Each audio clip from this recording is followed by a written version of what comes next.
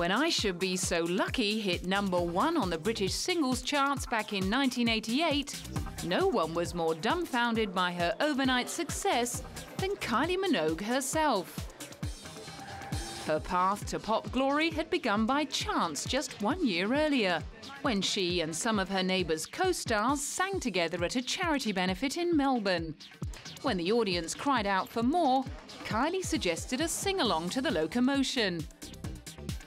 Her rendition of the Little Eva hit went down so well that someone suggested she should record it, and her debut single set off a chain reaction that would propel her all the way to the offices of Pete Waterman Limited in the UK. The story goes, however, that when Kylie and executive Gary Ashley flew in from Australia, hit writers Stock, Aitken and Waterman had forgotten that they were coming and hastily cobbled together a song while they waited outside. That song turned out to be I Should Be So Lucky, and by the age of 20, Kylie from Camberwell had become an accidental megastar. Her debut album spent more than a year on the British album charts, turning Kylie Minogue into a household name. 2 decades later, she was a guest at her own costume exhibition at Britain's prestigious Victoria and Albert Museum, taking in the many milestones and phases of her first 20 years in show business. She couldn't help but be impressed. Oh my God!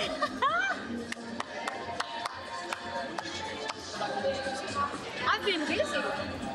And while some of the stuffy members of the British art establishment expressed outrage that the V&A had lowered itself to the glorification of pop music, Kylie, the exhibition's curator, had no trouble in justifying the retrospective. She is without a doubt an icon of popular contemporary culture, and you see through the exhibition that she's somebody who's always changed her image through the 20 or so years that she's been in the forefront, and that she's not afraid of making mistakes, and that she is fantastically professional and hardworking.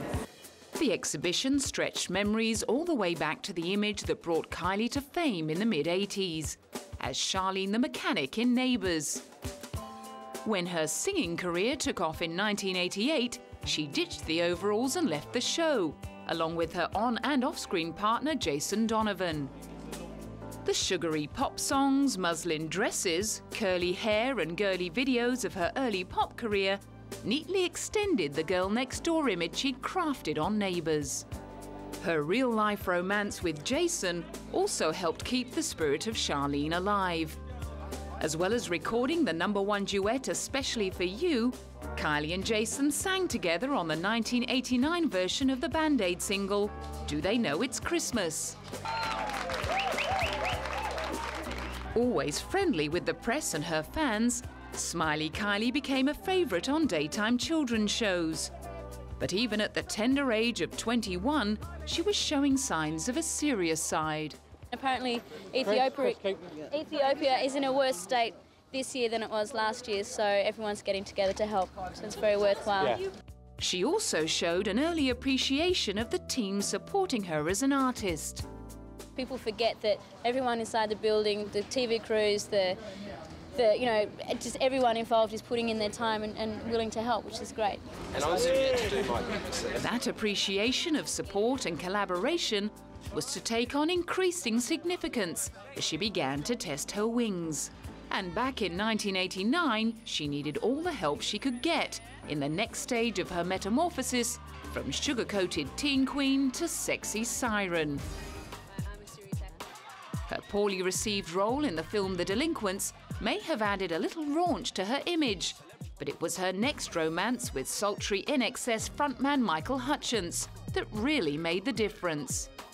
Although they were rarely seen out together in public, Michael's influence on the pop princess immediately became obvious, as a more self-assured Kylie began taking control of her career. In interviews, she claimed that being with a mature man helped her strike a better balance between work and home life, and that she was learning to take breaks. Michael, who was quoted as saying that his favourite hobby was corrupting Kylie, was also credited with helping her construct a more glamorous, sexy image. In return, Kylie became something of a muse for Michael, who wrote the song Suicide Blonde about her. Kylie's growing confidence brought her to another major stage in her evolution towards the end of 1991, when she bravely decided not to renew her contract with PWL. I don't think you're meant to leave that kind of hit factory, and I don't think anyone else did, so it was hard. Once again, she acknowledged she couldn't have done it alone. I put a lot of it down to luck, and the fact that the public were very, as open as possible to me changing and doing different things, and I will be eternally thankful for that, because any number of people who were doing the same as I was doing back then, who knows what they're capable of, and who knew what I was capable of, and yet I was given the chance. And yet again, the twist in direction went hand in hand with upheaval in her private life. As she embarked on her new career with Deconstruction Records, Michael embarked on an affair with model Helena Christensen. But he and Kylie were to remain friends until his tragic suicide death in 1997. In the intervening years, Kylie's self-titled album had been released to mixed reviews, but it signalled her determination to take more control over her music and exploit her sexuality. The video to Confide in Me featured her engaging in phone sex, while she performed a slow striptease in the Barbarella-inspired Put Yourself in My Place. By the time Michael Hutchence died, Kylie was in a relationship with French photographer Stéphane Sednaoui, who was encouraging her to play down the glamour and bring out her inner rock chick. The result was her 1998 album Impossible Princess. Once again, the press fixated on her change of image. I think people think we sit around at a big board meeting and say, right, we're going to completely change you this time, what will we do? And it's not like that. For Kylie, the constant evolution was just a natural part of growing up. You know, if they have a snapshot of me in their mind from, be it 10 years ago or 3 years ago, I'm bound to change. By now, London had become home. For the last 10 years, basically, been living here, so my life revolves around this city now, and my friends and the people that I regard as family. Which made it almost a decade since she'd said goodbye to Charlene and Neighbours. There's still that cringe factor for sure, but I'm far more accepting of that time, yeah. I mean, if I see pictures of me from then, it's kind of like looking at a different girl. I think, my God. Madame Tussauds Wax Museum agreed and decided it was also time for them to update their image of the pop princess. The original figure, which had been commissioned way back in 1989, was looking hopelessly out of date, so they asked her to sit for another, and Kylie was delighted with the result. I think she looks pretty good. Yeah, they did a really good job. For the Queen of Reinvention, the update had been long overdue. It's a lot easier standing next to her than it was with the old waxwork. And I guess between 20 and 30, your face changes a lot. And so, yeah, it's a lot easier standing next to her. With luminous skin, flawless makeup and immaculate poise, it was hard to tell the real Kylie apart from her new wax effigy, which represented the next phase in her evolving career, and which was still getting the thumbs up from her loyal fans. She's just brilliant, all her records are brilliant, she's brilliant, she's so nice. The songs are catchy and they're nice to dance to. I just think she's beautiful. She's improving every day, she's not getting worse, that's for sure. She's getting better every day. At 30 years old, the pop princess was finally breaking free from the restrictions that had governed her earlier output. I look back at when I started, which was very controlled, but it worked at the time. And if they had said to me, look, you tell us what you want for your next album, it wouldn't have worked. In retrospect, they were, didn't do much for my confidence at the time, but it worked. I can't deny that, and they were very clever.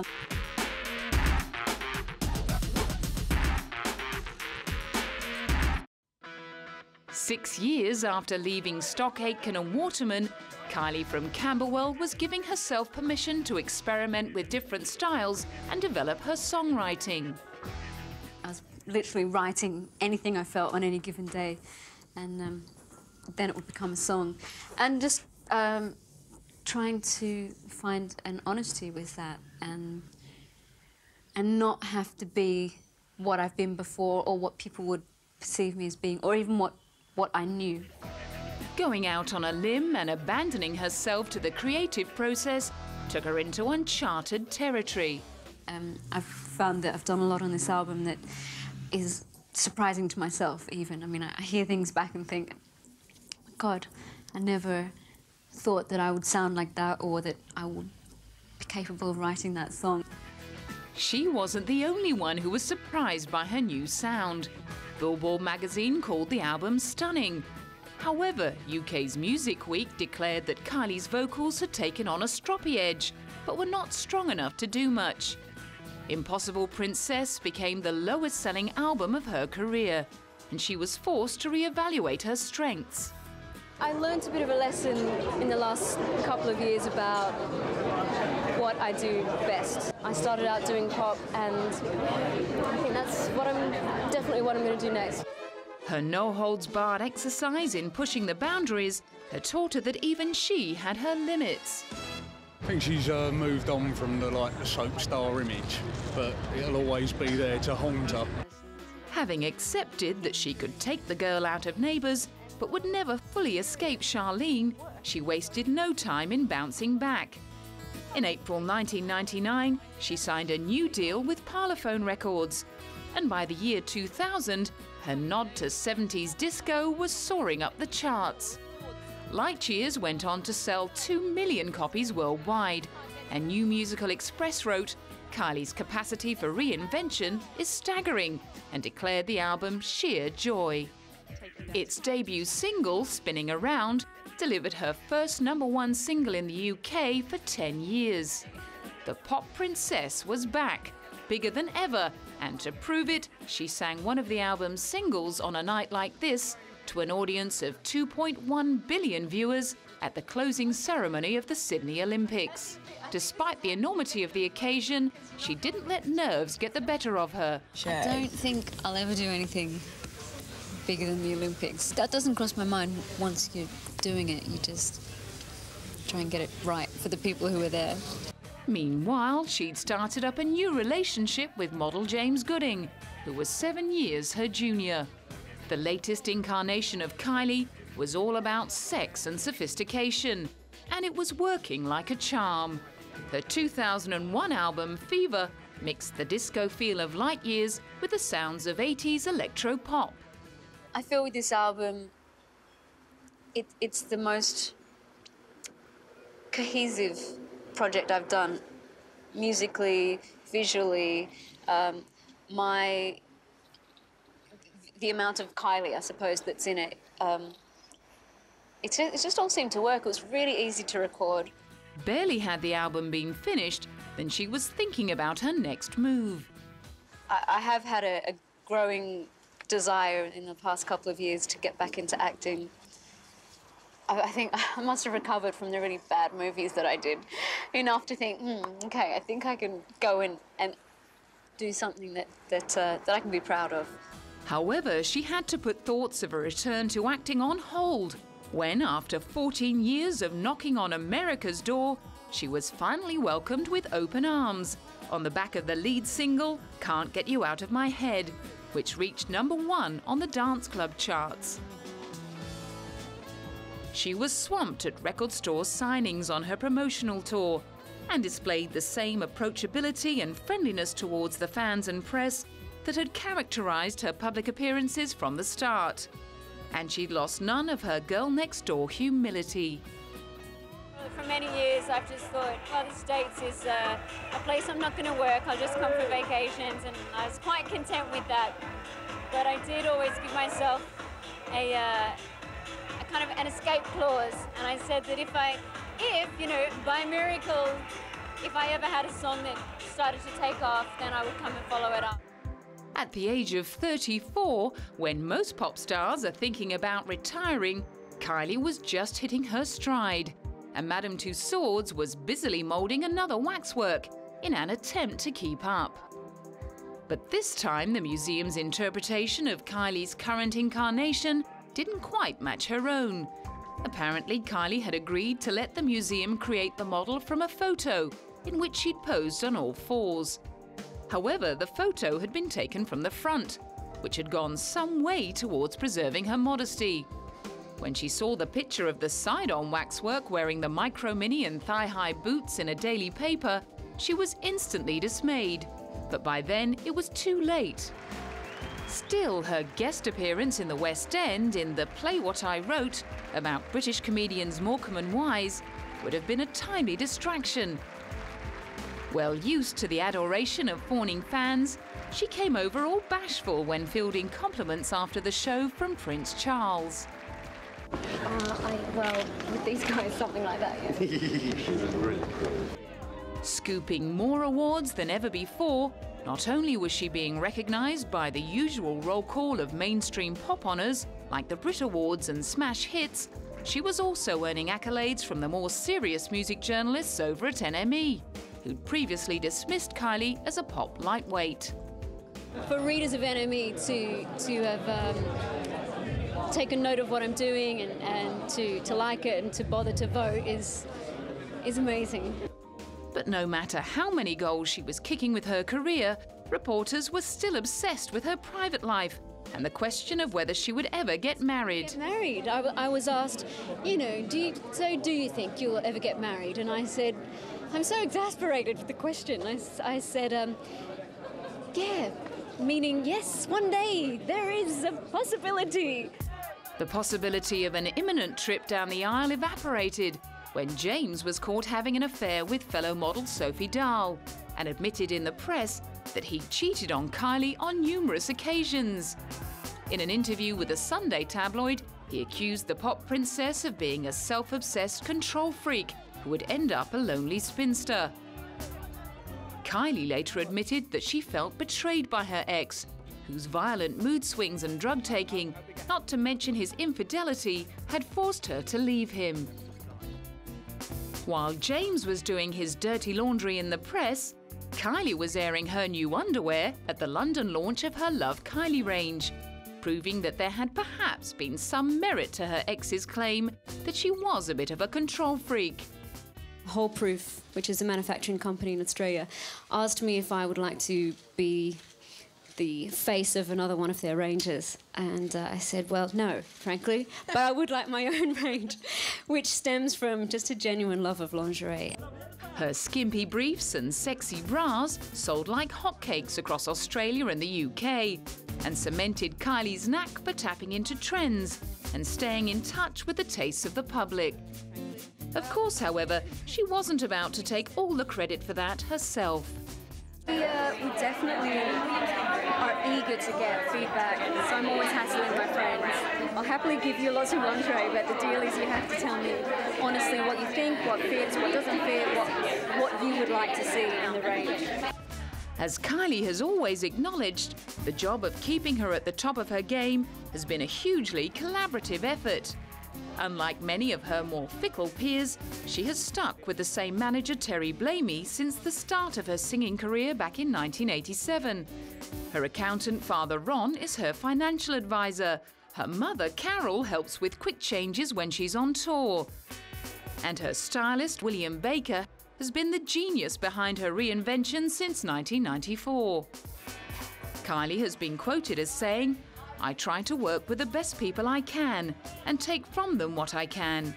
Hopefully I enhance what they do as well." In 2001, she successfully enhanced the pair of gold hot pants that William had found in a London flea market for 50p in the video for Spinning Around. 2 years later, he helped her craft the Brigitte Bardot-inspired look that launched her 9th studio album, Body Language. Now in her mid-30s, she was trading in the sizzling sex kitten image for a more mature, sultry one, a change that was also reflected in her music. But I think it's it's indicative of pop music today. You can't really separate your image from your music, so I think it works. I think it just reflects me being a 35-year-old woman. The tempo's down. There's been a few people that hear the album and go, okay, so where's the big, you know, club songs? And there really isn't any of those, but you can move to them. The album was launched with a one-off invitation-only gig at Hammersmith Odeon. And at a press conference, she spoke about the people who had influenced her growing up. Olivia Newton-John is the first one that comes to mind when I was 9 years old and wanted to be in those skin-tight black leggings and top and all of that. Madonna, moving on a little bit, probably to when I was 14. And in a frank interview to promote the album, she tackled the topic of her overtly sexual image. Part of what I've grown up with, the icons of mine when I was younger, were glamorous, sexy women. And I really, I don't think of myself that way. I go home and stilettos come off and slippers go on, and I'm really not very glamorous at all. So it's like role play, and it's something that I'm certainly not ashamed of. I try and have fun with it. She jumped at the chance to defend herself from the constant criticism that her provocative image was a thinly veiled attempt to distract people from her lack of talent. There's a lot of playfulness and there's a lot of history and a lot of serious work that goes into what I do. My job is to make it look easy for you, to make it look like, oh, I'm just luxuriating being a woman. I'm not. I work really, really... I love hard work. I mean, that's something that I've done for a long, long time. And, yeah, a part of who I am is a sensual person. She did admit, however, that her approach to performing had changed over the years. I think when I was younger, my voice was the last thing I considered, and now it's the first thing. The choreography, the special effects, love it, love you all, great. But guys, I've got to sing, so let's make that the priority. Everything's changed for me. The way that I would perform older songs, I'm going to perform them differently now. It's inevitable, I think. It's inevitable, and on top of that, I've tried my hardest to better myself and to do my job as well as I can. The magazine All Music described body language as what happens when a dance pop diva takes the high road and focuses on what's important instead of trying to shock herself into continued relevance. While the album didn't go on to repeat the sales success of Fever, it marked yet another successful transformation for the constantly evolving pop princess. The release of her greatest hits package, Ultimate Kylie, the following year took her tally of top 10 singles up to 29 and made her the second most successful woman on the British charts, behind fellow chameleon Madonna.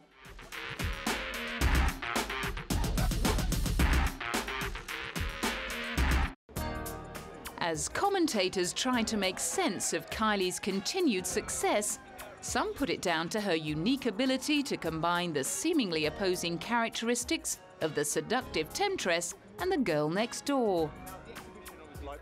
Through all her years of X-rated raunch and sauciness, Smiley Kylie had miraculously held on to her wholesome appeal and preserved her family-friendly status. Her honesty in interviews, down-to-earth sense of humour and continued approachability harked back to Charlene in the minds of her fans. She's just like the girl next door. She's like your best friend. She's wonderful. On her ITV special, An Audience with Kylie Minogue, she welcomed the star-studded audience as if she were hosting a children's show, then proceeded to invite the gathered guests to probe her with personal questions. When asked how she dealt with all the media attention, she advised them to cry when you need to, laugh as much as possible, and try and remember what's fact and what's fiction. Since the start of her career, she'd become used to waking up to reports that she'd suffered a nervous breakdown or that she'd just become engaged. Most recently, the media had been having a field day with a rumour that she'd fallen pregnant to her French boyfriend, Olivier Martinez.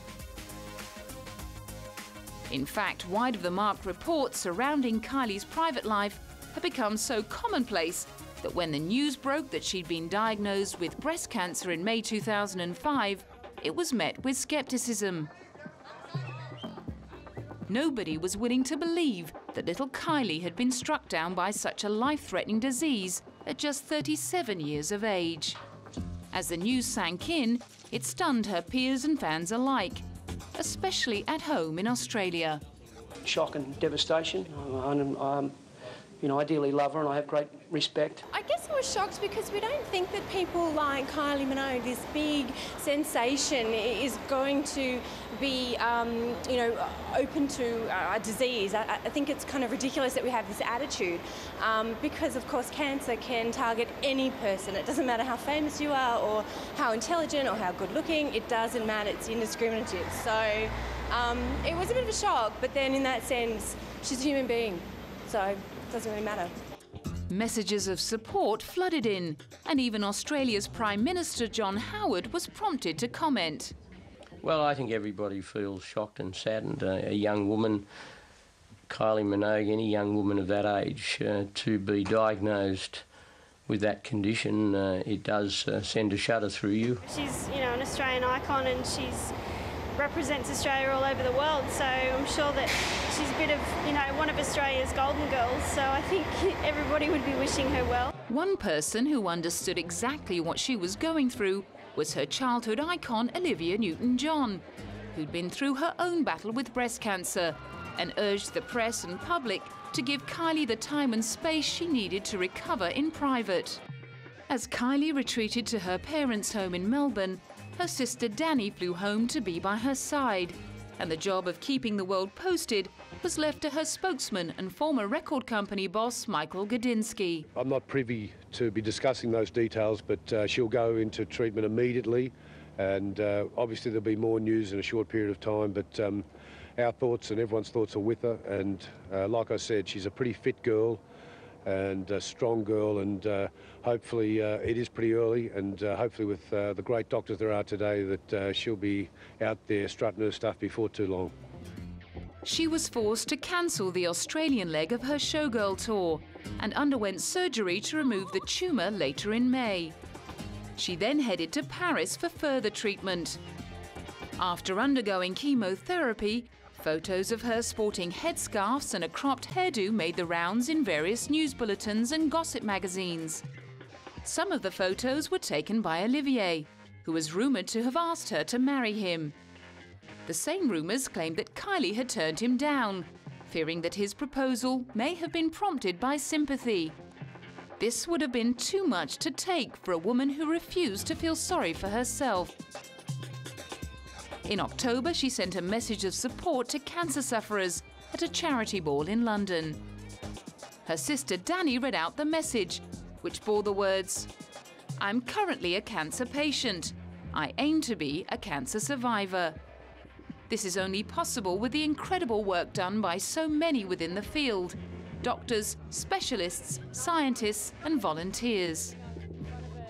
The message also sent solidarity to those whose lives have been affected by breast cancer and gave thanks to those who are helping in each and every way.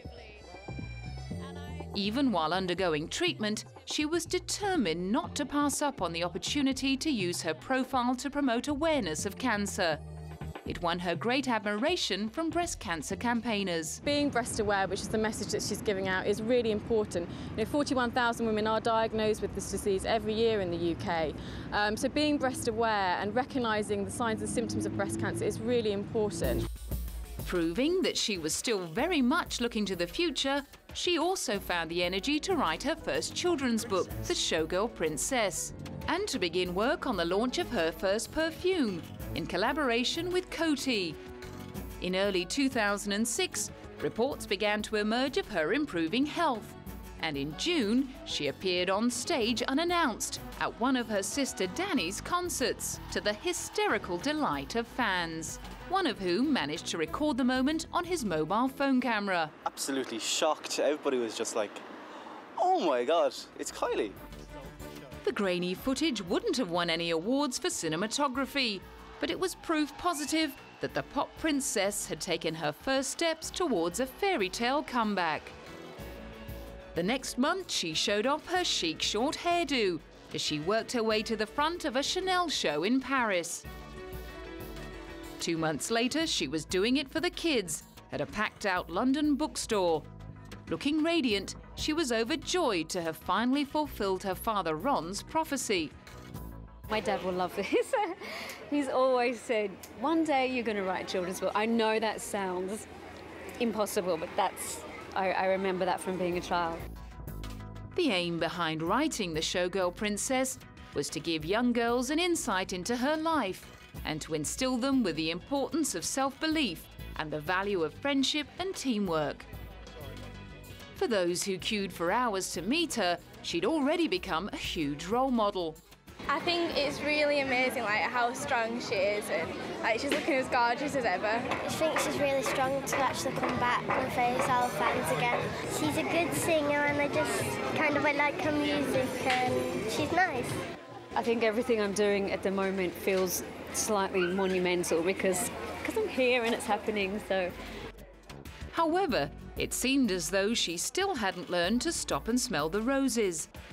Despite rumours that even her bosom buddy William Baker had advised her to retire and take time out, the Kylie juggernaut was firing on all cylinders.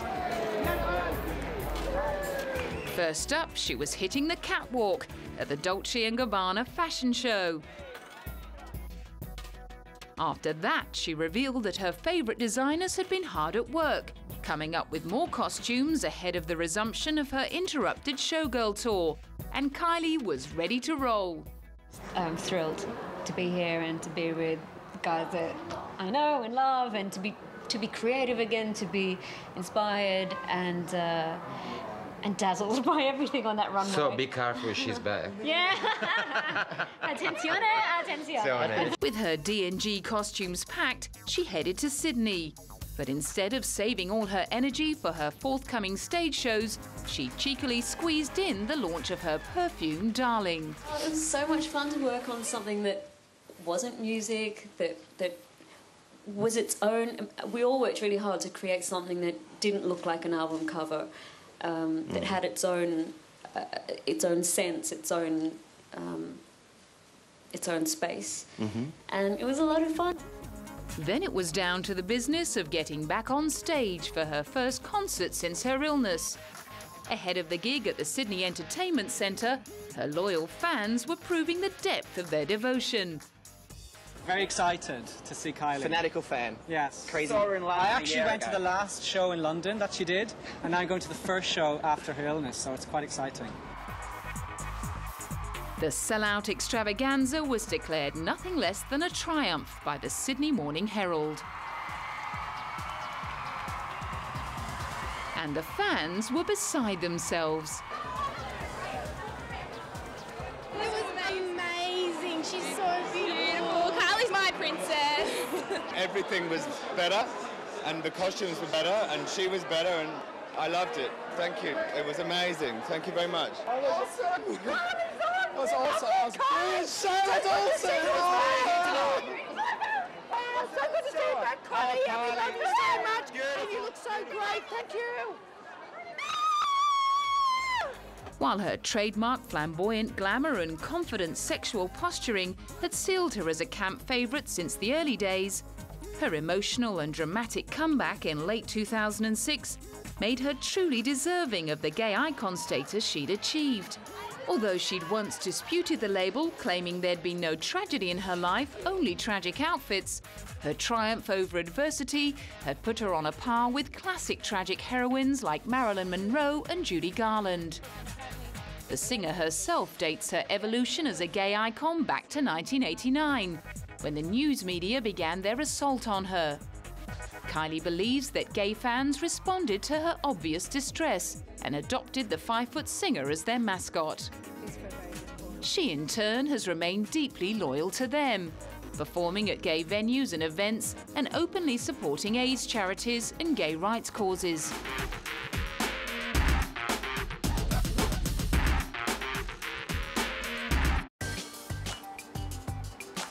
A few months after returning to the stage, Kylie's 20-year love affair with High Camp was being celebrated at one of Britain's most highbrow art venues.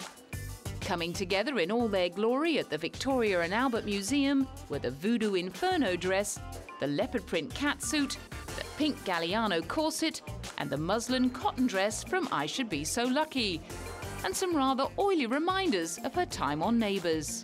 The exhibition goes right back. In fact, we have the overalls from Charlene in Neighbours. But it starts, I suppose, in 1987 with I Should Be So Lucky and the Jenny Bannister muslin dress. And it takes a look at her changing image through videos and also in performances. But I suppose the part of the exhibition that is most up to date is the tall section, and that's where Kylie says herself her creativity really comes to the fore. The exhibition also included the famous white hooded jumpsuit that Kylie barely wore in the video to Can't Get You Out of My Head. There's a great story that when Kylie saw it and saw how it was cut, she wondered how on earth she was going to wear it, and I'm sure there must have been some tape involved in that. When Kylie rocked up to the exhibition launch on the arm of William Baker, she was regaled with questions about her recent split from Olivier Martinez, following rumours that he'd had an affair with actress Salma Hayek. As ever, she responded to the personal questions with the grace and discretion befitting her pop royalty status. I'm just going to say that I'm here tonight and having a wonderful time, thinking about my friend also, and he's wished me all the best for tonight, so yeah, it's all good. With Kylie's consistently polite refusals to talk about her private life, the public would have to make do with a privileged glimpse inside her wardrobe. So I hope that everyone who comes to see it will enjoy getting a little bit up close and personal. There was one item in particular the visitors wanted to get to know. People are really interested in the gold hot pants because in 2000 Kylie relaunched her career with Spinning Around and became incredibly successful and popular again. And those gold hot pants have a real sense of sort of mystery about them too, because we don't know who designed them. They were bought very cheaply from a flea market. Kylie, the exhibition, even recreated the dressing room from Kylie's most recent concert at Wembley Stadium. Seeing the fruits of her labours all in one place was a timely reminder of how much she'd already achieved. And the little lady with a big wardrobe wasn't about to sit around taking it easy. Kylie's mass appeal and iconic sense of style made her an obvious target for fashion label H&M, which has become famous for its recent collaborations with big-name artists like Madonna. The Swedish retailer asked her to put her name to a beachwear line, and she ended up performing at the launch of their store in mainland China. I wouldn't call myself a fashion designer, but they've taken influence from my style, whatever that is. And I love the capsule range they've created. It's definitely what I would wear at the beach, off the beach, with the summer theme. Then it was over to the south of France to help raise money for AIDS sufferers at Sharon Stone's annual AMFAR benefit at Cannes. If she was upset about her split from Olivier after 4 years, she certainly wasn't letting it show. But then Kylie has never been one to play the bleeding heart. However, during a press conference in Berlin later in the year, she opened up a little on the subject of settling down and starting a family.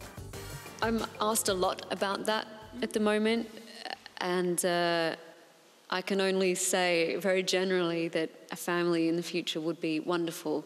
I don't think it's something that I can necessarily plan, but if that were to happen, you know, my life would go on a brand new path, and I think it would be fantastic. For the time being, she was content with reflecting upon how important her own family had been throughout her ordeal with cancer. I think I felt at times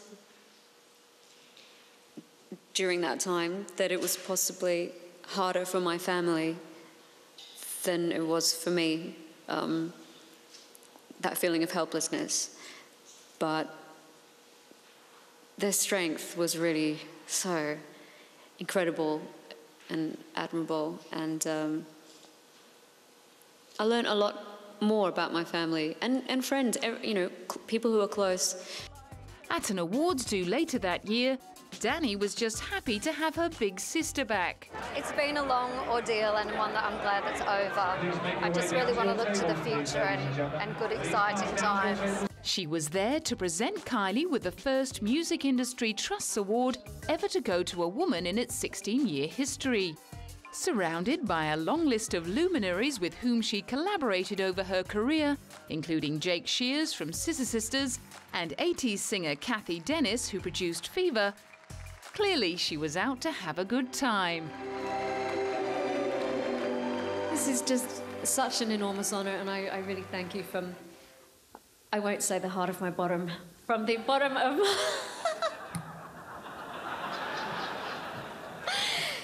from the bottom of my heart. Thank you so much. I hope you've had a great night. There were more accolades to come. At the Q Magazine Awards in October, she was coming to terms with being named Q Idol of the Year. I still haven't prepared what to say. I'll probably make it up. Well, I'll have to make it up once I'm there. I mean, what do you say to that? It's great. I'm really pleased. As she went in to prepare her speech, many of her younger peers were piling on the praise. I think she is an icon. Kylie, She's yeah. a strong woman. She's been through so much and come out the other end, you know, as strong as ever. She's looking amazing, and, you know, I just think she's a great woman and someone to look up to. It's nice to see her back. Yeah. She's made some brilliant songs, great music, fantastic imagery, and she's shown an incredible amount of strength, obviously, in the last couple of years, too. All the great publicity augured well for the release of White Diamond, the documentary made by William Baker about the lead-up to her stage comeback. With barely any breathing space in between, she was back in front of the cameras promoting the release of her 10th studio album, X. She'd started work on the album in May 2006, as she began her slow recovery from breast cancer. Looking back, it was incredible to think that it had only been 12 short months since making that tentative comeback in Sydney. 2007 also brought up another momentous event, the unveiling of an unprecedented fourth waxwork at Madame Tussauds. Only the Queen has had more figures than Kylie. She's had 5, but Kylie Minogue's pop royalty. She's a pop chameleon. She's so popular because she changes images and moves with the time. So our fans here and our guests have wanted exactly the same. They wanted to see a new, up-to-date Kylie, so it made sense. Mark IV Kylie, dressed in a costume from her Showgirl tour, was a little more sedate than her earlier wax models and reflected the maturing image of the 39-year-old pop princess, whose connections with real-life royalty were set to deepen. In July 2008, 2 months after her 40th birthday, she was in a limousine on her way to Buckingham Palace to collect an Order of the British Empire for her lifetime contribution to pop music. Presenting her with the OBE would be Prince Charles, who had been so impressed with her all-singing, all-dancing turn as a bald monk in the West End 4 years earlier. While on tour in Paris, she'd been summoned by the French cultural minister to be honoured as Chevalier of the Order of Arts and Letters. It was a very proud moment for Carol and Ron, as they watched their eldest daughter accept the medal previously awarded to the likes of Bob Dylan, Meryl Streep and Bono. Having spent so much time living in France with Olivier, she picked up enough of the language to express her gratitude in French. C'est un moment exceptionnel pour moi d'être ici avec vous aujourd'hui à Paris. Merci beaucoup et merci. To have her incredible achievements formally recognised by her adopted countries was fitting reward for 20 years of continual reinvention and tireless dedication to honing her craft, as well as entertaining audiences. However, Kylie would no doubt have been just as humbled to receive the Excellence in Entertainment Award at the annual Good Day LA Australia Week, presented by her #1 icon and fellow cancer survivor. Kylie, who's being honoured tonight, has done so much for pop music without being an Aussie. She's just done a lot for pop music. And she's beautiful and she's creative and she's been through a lot with dignity and grace, and she's an international star. I think it's wonderful. Well, to be considered an Australian who's doing well and representing... who they're pleased to have representing Australia around the world. It's amazing. It was a great opportunity to take in just how much she'd achieved over the past 2 decades. Apart from racking up record sales of more than 60 million and staging 10 elaborate tours, she'd won countless music and style awards, founded a successful lingerie company, written a children's book, acted in films, received both an OBE and a French Legion of Honor, survived cancer, and become a role model for thousands of young fans around the world. But despite her incredible achievements, it seems there is never any escape from the recurring questions about the romantic future of a pop princess who, at the age of 40, still doesn't seem to have found her prince charming. I'm a fatalist, and I've been lucky enough to have some great relationships. And I've always believed they run the time they're meant to run, so we'll see what's around the corner for me. After recent newspaper reports that she has since found love in the arms of 30-year-old Spanish supermodel Andre Valencoso, it looks as though Kylie may finally have found her man. But like all of her former beaux, he'll need to be prepared to fit in around her unyieldingly punishing schedule. At the 2008 unveiling of a new home furnishings line, which she co-designed with William Baker, she offered up a revealing insight into what living with Kylie Minogue might be like. I'm always ripping pages out of magazines, underlining passages in books, and just random, really random stuff. And I find that more and more so these days, I'm really, really hungry for that kind of creative stimulation. I mean, now we're preparing to go back on the road, and a whole new tour means a whole new concept and outfits and everything. So my mind is literally, you can probably hear me as I'm sleeping. As she ramps up for her latest tour to celebrate the album X, the go-go girl inside Kylie Minogue is showing absolutely no signs of letting up and settling down. I'm absolutely happiest when I'm busy. But surrounded by her treasured friends and collaborators, there is no way she will ever be left feeling lonely.